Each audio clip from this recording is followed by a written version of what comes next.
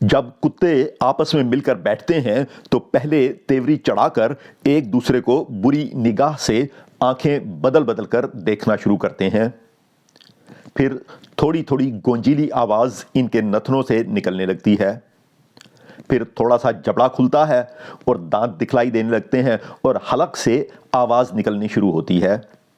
پھر باچھیں چر کر کانوں سے جا لگتی ہیں اور ناک سمٹ کر ماتھے پر چڑھ جاتی ہے۔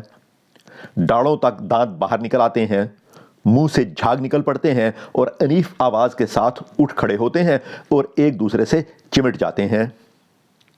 اس کا ہاتھ اس کے گلے میں اور اس کی ٹانگ اس کی کمر میں، اس کا کان اس کے منہ میں اور اس کا ٹیٹوا اس کے جبڑے میں۔